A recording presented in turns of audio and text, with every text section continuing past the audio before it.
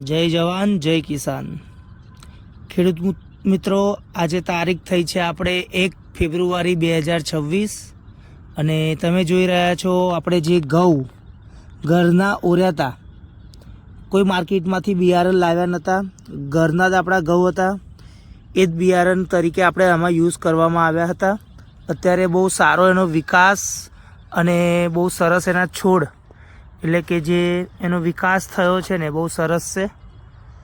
તમે જોઈ શકો છો આપણે આની અંદર કોઈ પ્રકારનું આપણે બિયારણ યુઝ કરવામાં આવ્યું નહોતું. આપણે ઘરના જ ઘઉં યુઝ કર્યા હતા. આ 2.5 વીઘામાં અમે નાખ્યા છે ઘઉં. બહુ સરસ વિકાસ થયો છે એનો. એના મૂળનો પણ બહુ સારો વિકાસ છે અને બહુ ઓછી કિંમતની અંદર એટલે કે ઓછા ખર્ચાની અંદર જે આપણો ઉદ્દેશ હતો કે ઓછા ખર્ચાની અંદર આપણે ખેતી કરવી, તો બહુ સરસ. અત્યારે હું ખુશ છું કે ઓછા ખર્ચાની અંદર પણ મેં બહુ સરસ અત્યારે ઘઉં ઉત્પન્ન કરી રહ્યો છું. કે મારા ઘઉંની જે ખેતી છે એ બહુ ઓછા ખર્ચાની અંદર એટલે કે ઘરના જ ઘઉં યુઝ કર્યા હતા મેં. તો જેથી મને જે માર્કેટમાં ઘઉંનું બિયારણ 2000થી 2500 રૂપિયાની કિંમતમાં લેવું પડે એની જગ્યાએ બહુ ઓછા ખર્ચામાં ઘઉંનું ઉત્પાદન મને મળશે. અત્યારે તમે એના મૂળનો વિકાસ ને બધું તમે જોઈ શકો છો. બહુ સરસ હાઇટ પણ સારી પકડી છે, ઊંચાઈ પણ એની સારી છે. એના મૂળનો વિકાસ પણ બહુ સરસ થયો છે. આ તમે જોઈ શકો છો કે આ આખું લીલોતરીથી ભરી ગયું છે ખેતર અને વિકાસ પણ બહુ સરસ ખૂબ સારો છે. જેથી મારે દરેક ખેડૂત મિત્રને કહેવું કે આપણે ઓછા ખર્ચામાં પણ એક સારી ખેતી કરી શકીએ છીએ. તો આપણે ઘરના જ ઘઉં યુઝ કર્યા હતા. આપણે કોઈ બિયારણ વાપર્યું નથી, કોઈ પણ કંપનીનું ના કોઈ ગવર્મેન્ટનું. ઓછા ખર્ચામાં આપણે ખેતી ચાલુ કરી છે તો બહુ સરસ મને અત્યારે રિઝલ્ટ મળી રહ્યું છે. બીજું ખાતરની વાત કરું તો કેમિકલ ખાતર બને એટલું મેં ઓછું કર્યું છે આમાં, જેના કારણે એક શુદ્ધ ઘઉંનું ઉત્પાદન હું કરી શકું. આ અમારે ફેમિલીને ખાવા માટે જ મેં ઘઉં કર્યા છે, ના કોઈ વેચાણ માટે. જેના કારણે આની અંદર મેં જીવામૃત છોડ્યું હતું અને હજુ એને જીવામૃત હું 2 થી 3 વાર આપીશ. 200 લીટરના પાણીની અંદર જીવામૃત મેં ગોળીને છૂટું મૂક્યું હતું અંદર. બહુ સરસ મને રિઝલ્ટ મળ્યું છે, બહુ સારું રિઝલ્ટ છે. યુરિયા ખાતર કરતાં પણ બહુ સારું રિઝલ્ટ મળી રહ્યું છે એની અંદર. તો આ યુઝ કર્યા પછી જે મને રિઝલ્ટ મળ્યું છે તો મને એમ થયું કે હું મારા દરેક ખેડૂત મિત્રને પણ આ વસ્તુ જણાવું, જેના કારણે આ વિડીયો બનાવીને હું તમારા સુધી આ માર્ગદર્શન આપી રહ્યો છું. માર્ગદર્શન એટલા માટે આપવાનું કે બને એટલું ખેડૂતનો ખર્ચો ઓછો થાય. જીવામૃતનો મારે ખર્ચો જે આવ્યો છે 200 લીટરના પાણીની અંદર એ 300 રૂપિયા જેવું આવ્યું છે મેક્સિમમ. એનાથી વધારે કંઈ ખર્ચો થયો નથી. જ્યારે 1 યુરિયાની થેલી આપણે લઈએ છીએ તો એ પણ તમને 250-300માં પડી જાય. પેટ્રોલ સાથે આપણે ગણીએ લેવા જઈએ તો એવી આપણે 2.5 વીઘામાં જોવા જઈએ તો આપણે 3 થેલી નાખી દઈએ તો બેટર છે કે 300 રૂપિયાના ખર્ચાની અંદર જીવામૃત, એ પણ શુદ્ધ. આપણા નાના બાળકો પણ જો અનાજ ખાય તો એમની હેલ્થને પણ કંઈ નુકસાન ના થાય. તો બહુ સરસ અત્યારે રિઝલ્ટ છે,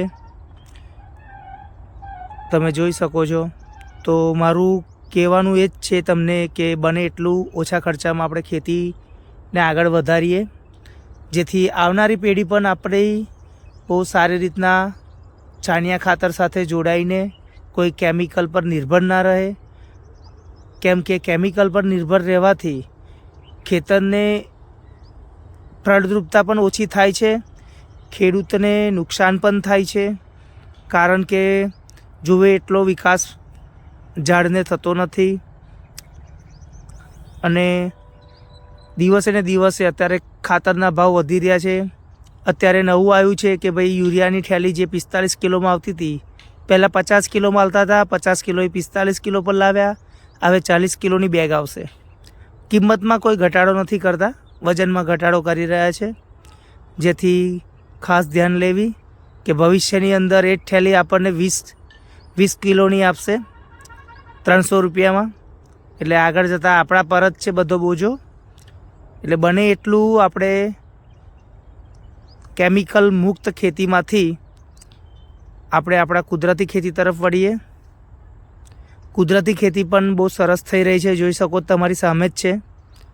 તમારા યુરિયા અને ડીએપી વગેરે આપેલા ખેતરની અંદર એના કરતાં પણ બહુ સારો વિકાસ આમાં થઈ રહ્યો છે. તો જીવામૃત છાણિયું ખાતર આપણે યુઝ કરીએ, બને એટલું આપણે કેમિકલ મુક્ત રહીએ, જેના કારણે આપણે ખેતીની અંદર ઓછા ખર્ચે બહુ સારું ઉત્પાદન લઈ શકીએ. તો આજની તારીખ થઈ છે આપણે જોઈએ તો 1 ફેબ્રુઆરી 2026. બહુ સરસ વિકાસ થઈ રહ્યો છે. મને ઘણો આનંદ થાય છે કે હું મારી ખેતીમાં આટલો સક્સેસ થયો છું, કે જે મારું ધ્યેય હતું કે હું કેમિકલ મુક્ત ખેતી સારા વિકાસ પર કરી શકું. તો બહુ સરસ વિકાસ છે. તો વિડીયોના માધ્યમથી હું તમને એ જ જણાવવા માગું છું કે ઓછા ખર્ચામાં આપણે ખેતી કરી શકીએ છીએ. ખેડૂત ગમે તેટલો ખર્ચો આવે છે ને તો ખેડૂત બીતો નથી.